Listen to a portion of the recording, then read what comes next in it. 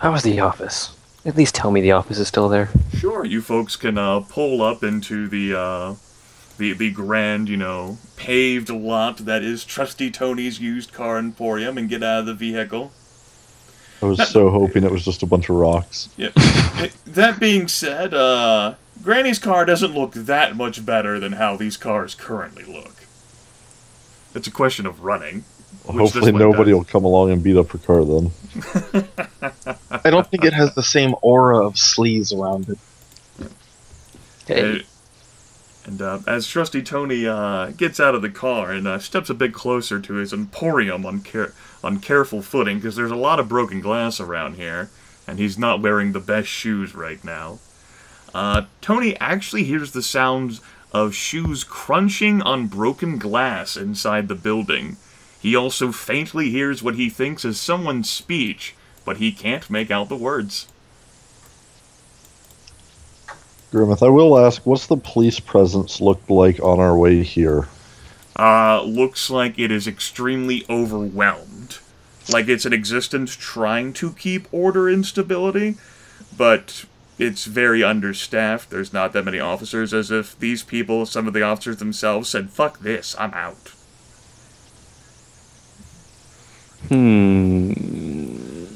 Were other people openly carrying weapons?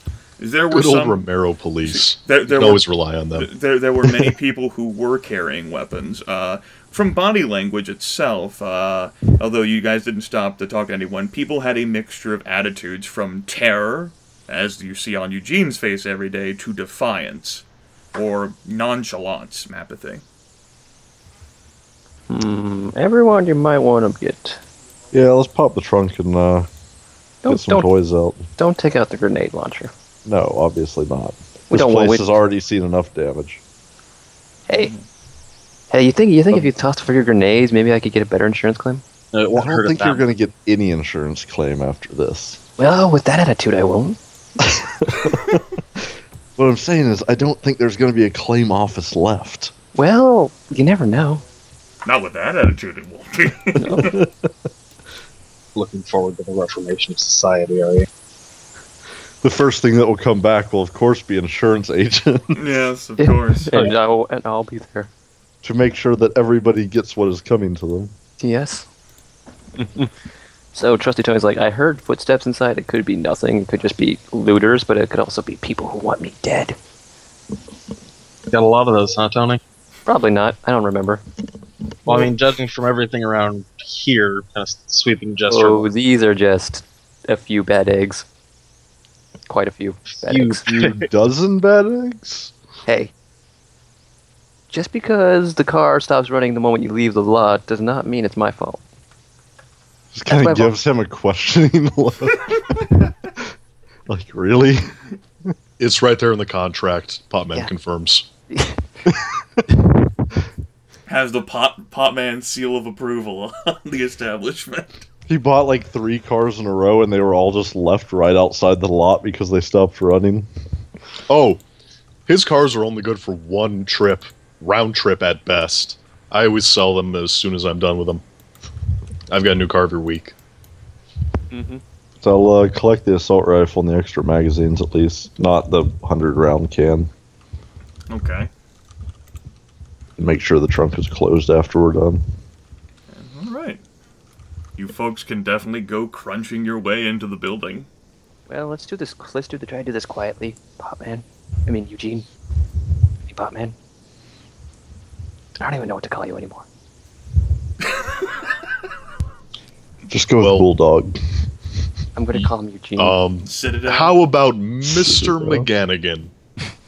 I've never been called a Mister before. Don't push your luck, Eugene. Okay.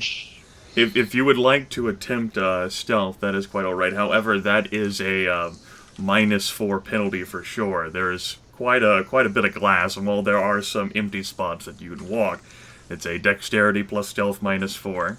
And if you don't have stealth, that'll be an extra -2.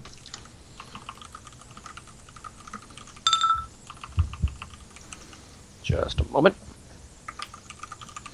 That might be a 10. Yep. It is. Do I have stealth? Probably not. Nope. Yeah, nat 1. Yeah.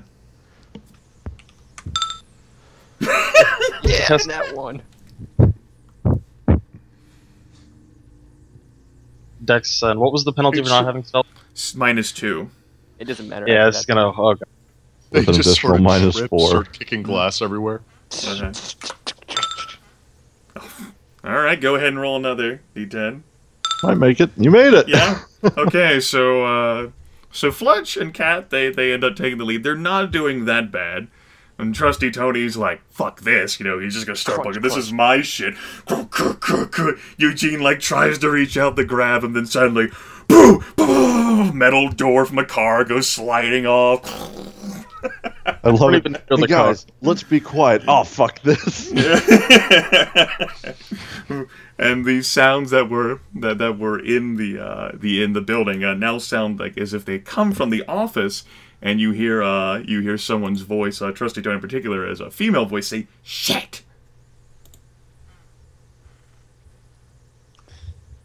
So what are we talking here? Old, young? Yeah.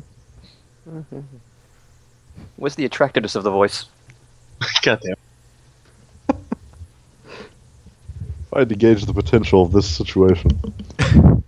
Trusty Tony's good, since stealth is pretty much gone. He's just stride on in confidently, pistol held Swagger aloft. forward. Yes. Kick his own doors in. Okay, don't worry, the doors had already been kicked open. He kicks him again, damn it. Peering into the office, you spot that papers and furniture have been flung all over the place. My vintage 70s Yeah. furniture, damn it. You also spot a woman Yeah. who is spewing a mantra of curses. Now, specifically, where'd you hide the money, you miserly fuck? She's in her mid-20s, dressed practically for a day of ruining Tony's life achievements. Although her makeup probably isn't essential with the world ending and all. This is Colette Radreau, Trusty Tony's trusty secretary. Colette. And she is looking at Trusty Tony with a mixture of surprise and, you know, momentarily forgetting the alarm. Where the fuck have you been? Where's my money? Listen, things happened. The government, zombies. You can't just abandon this shit for 3 weeks. I didn't want to. The government kind of told me I couldn't leave some hidden penitentiary place. Oh, I've heard you sell all lines of bull to people before. You can't sell me on that shit. No, hey, it's calm true. down. It's Yeah. true. It's true. Trusty Tony will recall Colette's in her mid-20s after graduating with a degree in business. Some sort of business shit. Yeah. I don't remember. Yeah, and Trusty Tony doesn't exactly remember. All she knows is that Colette has tried to give him advice while she's been stuck here taking care of her parents, and Tony's either rejected it based on logical reasons or rejected it because he didn't want to follow it. And as she has been his hot secretary for some time, she's heard all of the lines of bull that he has sold to people about lemons. If Granny's like the person who is least likely to believe his shit, this person's probably the second least likely to believe his shit. Fletch is actually going to, like, nudge Tony and be like, how the hell did you hire her? The initial, like, frustration, though, then turns to, like, confusion as she looks at the group, and then, like, fear as she notices your weapons. And she starts, like, backpedaling, like, with her hands up. No, chill. We're not gonna. Yeah, he's gonna put his rifle like back on his back and be like, "No, cool, it's cool. Like, we're not here to hurt you. Hi, I'm Jeremy." Look. I didn't, you know, like, I didn't like mean like I just look. If this, I just go. I didn't do. Seriously, it's fine. We're just here for fun. I didn't ruin the store. It was like this when I got here. I just wanted No, to no, before I left. don't worry. Really, we're just trying to see how things are going. It's fine. It's Tony's just fine. gonna walk out. He's like, whatever, these guys got it. Back into the car. And Apples her eyes. then she like stares at you and she crinkles her nose and like apparently her fear's got, God, you people reek. Where the fuck have you been? Well, we were kind of held in a Woods. government installation for a few weeks, and then had to walk through the woods to get back. But it's cool. Like, we're fine. Yeah. Oh, you're just now she's like getting her aim brain. You're just as fucking nefarious and insidious. Especially Potman. Yes. She points like an accusing finger at Eugene. I know you. It is. You have my money. easy. How much money are you looking for? What's owed to you? Has been back on my Why feet would all you of want money? No all one's of taking these money weeks. right now. Colette blinks and gives Eugene like a pitying look, like, I can't believe you're this stupid and have somehow lived so far in life. No, I mean, look at this. No one's gonna trade money for stuff they need to, not die. That's kind of why we're carrying guns. I'm gonna go get a ton of weed to use to trade. You're kind of an idiot for trying to get money. And you're Hey kind man, of the idiot she for... hasn't seen everything that we have. Like, chill.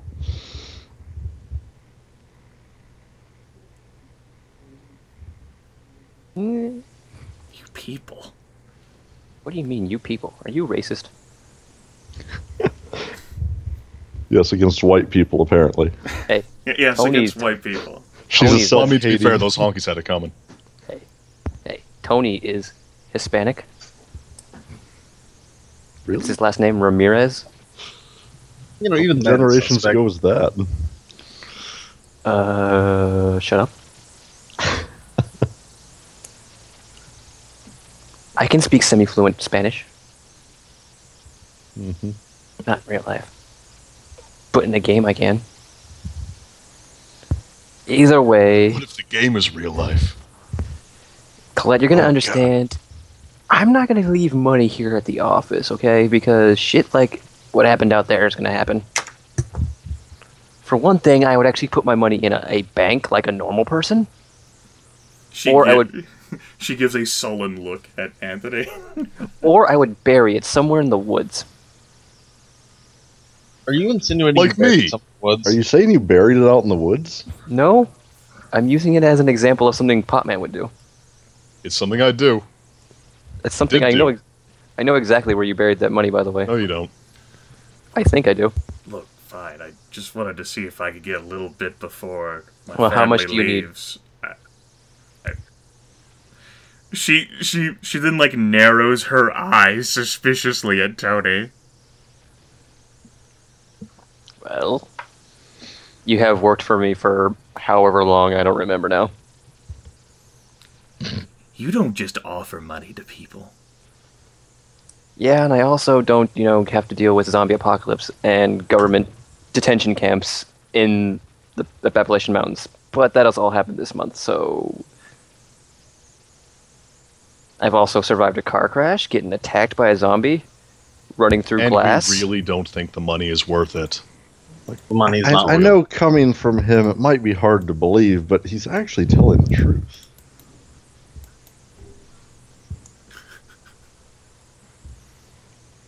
She still has suspiciously narrowed eyes. Wasn't a question of how much I need, but for all the weeks that, you were gone, I am owed several hundred in expenses. Just because you leave doesn't mean I have. Eugene, pay the woman.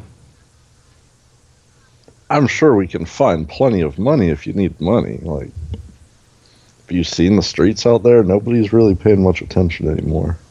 Sure they are. There's plenty of attention, especially with the prices being inflated due to this whole whatever the hell's been happening. Well, you just stop paying. She blinks Fletch and then gives him an "Are you stupid?" look.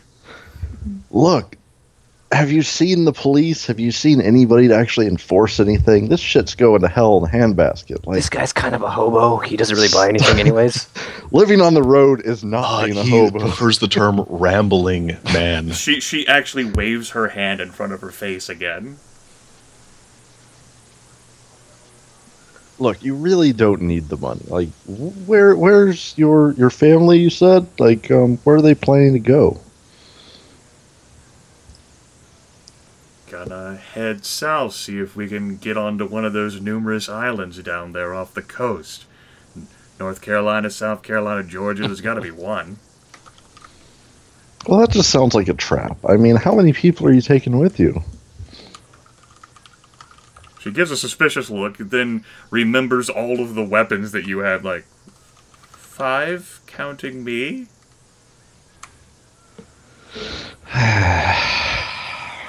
When Bullshit. you're going south, you're gonna want to go I mean, southwest. it's my parents and my 2 younger brothers. Do I remember her having younger brothers? You do.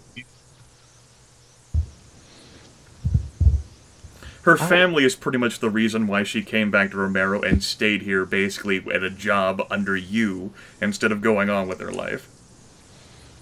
That's probably true. She does have brothers. But things might have.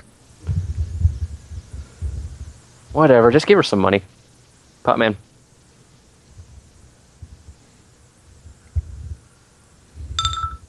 Oh, fine. Here's $250. She'll snatch it quickly, but those eyes of hers are still narrowed in, like, suspicion.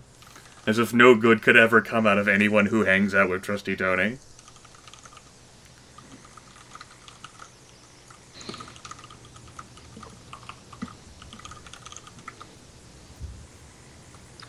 Oh. Well, you know, we're Honestly, that's a looking- really healthy attitude to have. Anyways, Trusty Tony's gonna walk into his office. Okay.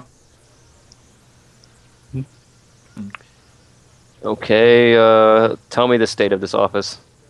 Well, as I said whenever you were initially peering in, there's been papers and furniture all over the place. Presumably caused by her, as she's been looking for where Trusty Tony kept his money.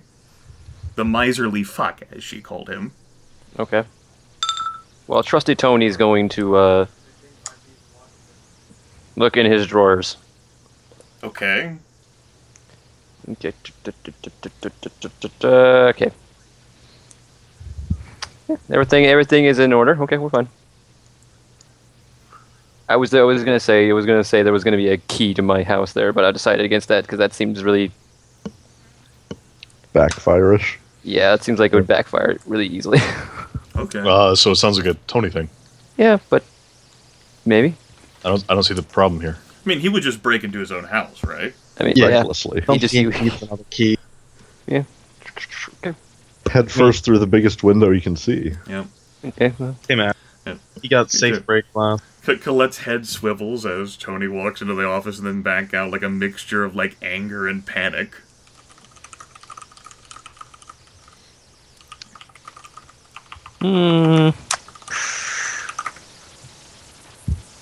yeah, I think we're good here. Well, look, she seems all right. Like, maybe we could help each other out. Like, they have people, and we Hey. need to get things done. I'm gonna give you, No, she's really Fletch. dumb.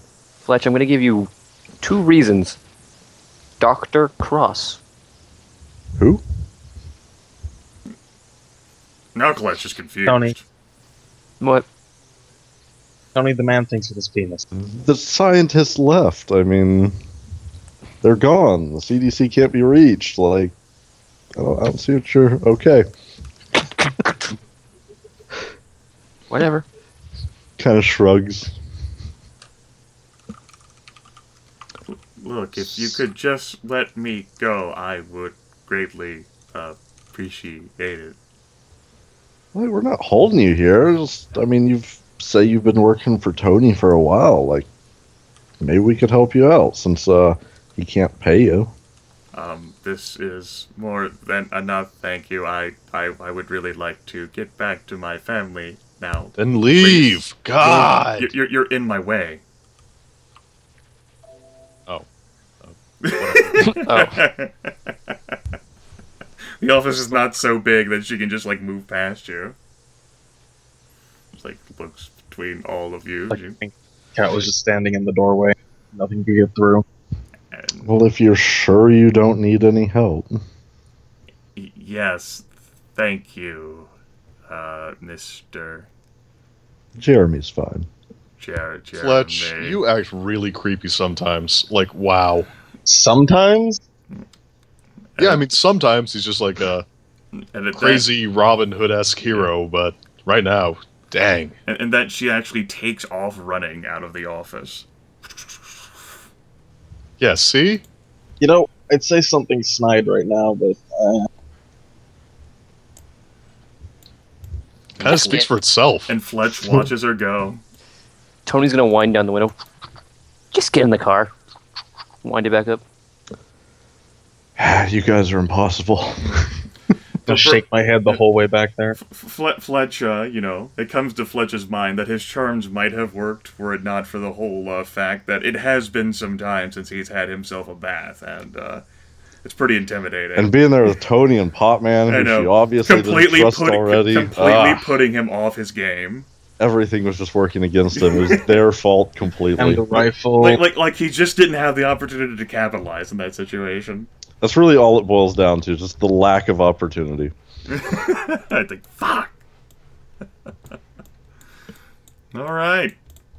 Well, you bundle back in the car. No worse for wear. Who knows, maybe we can stalk her, run into her later. Sure, You've maybe. Stuff. Okay, Potman, take me to my mansion, house. Mansion, huh, Tony? Yeah, okay. It's not really a mansion, it's more of a nice 2-story house in, like, a nice neighborhood. Sure. With all the Relatively. people you've pissed off, are you sure there's even going to be a second story left? Well, I don't exactly advertise this as my house. Yeah, I was thinking maybe we should stop some places and grab some shit before it's all gone. Unless we're going to loot, I think the scent is going to put everyone off. Who's saying anything about not looting? I need a shower? Well, I mean, again to note, like, you folks aren't the only ones, not by a long shot, who have had this idea of walking around with full armament. That's what I'm saying. Everything's disappearing quickly. Like That being said, it's not like looting and raising things. Like, this building's actually one of the worst of the lot. damn, like we're a day early. People are milling about in, like, chaos, but it's not like they're raising and destroying everything chaos. It's like, I want the fuck out of here, or, holy shit, my life is falling apart. So we look for abandoned houses and kick in back doors. Or, in Tony's case, run through the window. Yes, you know, it stands to reason that if quite a few people have already left, then there might be quite a few opportunities if there are houses that are left. Trusty Tony's would be one that's been empty. Great, let's go kick in the door. Perfect. Sure. And if he's in a well-off neighborhood, I mean, there's bound to be other people who've left there. You'll know my house when you see it. Trusty Tony leads the group down the familiar roads and streets towards his home. Now, Ramirez is a small city in a rural area, with all the comforts that small-town living can provide. Given cheap prices and Tony's surprising business success, he managed to secure for himself a very respectable house of one end of town, a place where one might feel comfortable leaving the doors unlocked if he weren't as sleazy and suspected as Tony. Of course, the trip doesn't go smoothly. What with all of the things milling about and money changing hands and terror and all sorts of rumors and things and people talking with one another, not like you folks can hear any of that, safely ensconced within the vehicle, but eventually you arrive at the corner of 3rd Street in Briar Lane. The 2-story house in the corner looms with foreboding ominence. Years of neglect and weeks of absence have given the house an abandoned appearance. The grass is knee-high, weeds are everywhere, and even Tony's once well-maintained driveway is sprouting bits of greenery. That being said, the place doesn't appear to have suffered any physical damage in the near month it's been since Tony last saw it. Off to the left, on the other side of a privacy fence, Tony's neighbor, a widowed man by the name of Buford McCulloch, is packing items in his truck. He stops fastening a bungee cord long enough to look in your direction and give a polite wave. Tony will wave back. He is an okay neighbor. Not a good one. An okay one. Or is that a key? He's a trusty neighbor.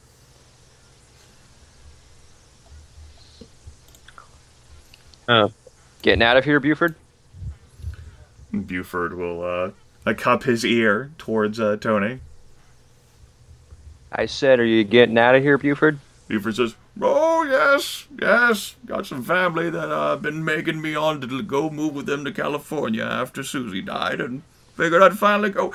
It has been quite some time since I've seen you, Anthony. I I took the liberty of picking up your mail for you, though I imagine you probably won't be wanting that right now. Just leave it. Just leave it somewhere. I'll get it eventually. Thank you again, Buford. Sure, not a problem. Goes back to fastening bungee cords to the gear he's loaded up in the back of his truck. Tony's gonna walk up his unkept path to his door. Sure. He's gonna check under the welcome mat. Yep. Just like, it's probably not there. I'm not. Buford calls out, there have been a few looters and ne'er-do-wells been trying to raid your shit. I scared them off for you, Anthony. Oh, well. I wish I could make it up to you then, Buford. Oh, it's all right. You wouldn't happen to know where my spare key was. I usually, Oh, no, I maybe. Buford shakes his head. No, you've never left one with me before. Must have lost it a while ago. Yeah, I'm probably... I lost my keys, Buford. I'm probably going to have to break into my own home. Buford shrugs like, I don't think anyone's going to call anyone on you now. Okay. If they do, I don't think anyone's going to answer. Man, Buford's all right. Well, he's so trusty. Yeah. He's been in your house the whole time. It also might be the intimidating presence the four of you cut. Who can say? All right. Trusty Tony's going to try to kick in his door. Well, he's going to try to force it open first. Huh? You know, with the, the shoulder thing. You know, it probably helps it's a ramshackle house. It takes some effort, exertion, but Trusty Tony, especially with his newfound, vigor, since he's lost some of the weight, he's able to shoulder it open. Okay. And the house, true to form, is much as Tony left it. It has a musty smell, like no one's been active moving around in it for nearly a month, but, yeah. Well, first thing Tony's going to do is walk through to the garage from inside the house. Sure. Are they there?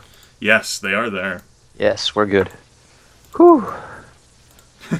Situation, we're good. Yes.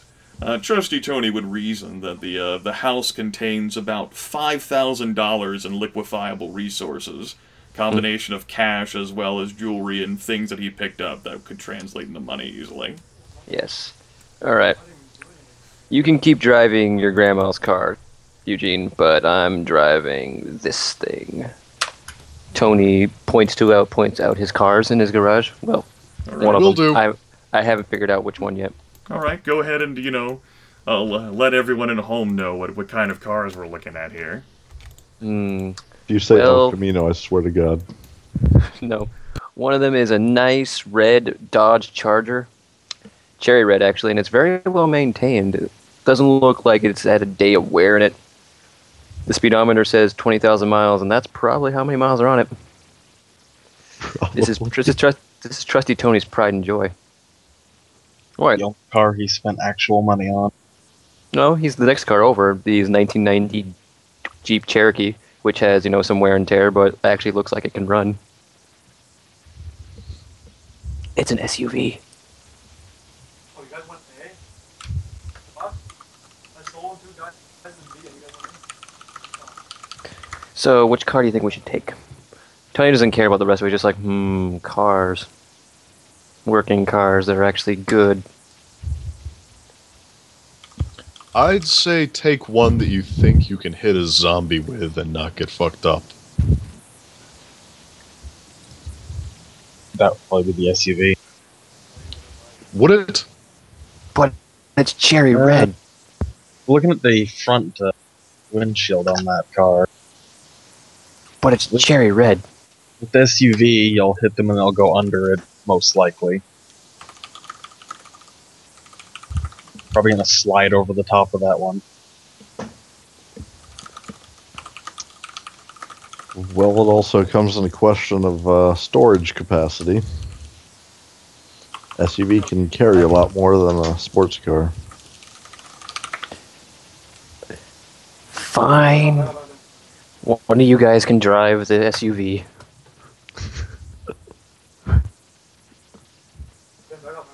Now I need to find the keys. Oh wait, I know where they are. Tony's gonna trudge upstairs to his bedroom and I mean, couldn't we all take a car at this point? Pretty much. convoy? Yeah, I mean, like, in case one of the cars gets fucked up, we have like 3 redundant ones, more stores than we know what to do with. It's not like gas is going to be a problem with cars abandoned everywhere. Yeah, I was thinking that as well. It seems reasonable. Yeah. Uh, I mean, like, are you sure you Point out don't the just want flaws, to there's ride with flaws, somebody for a while?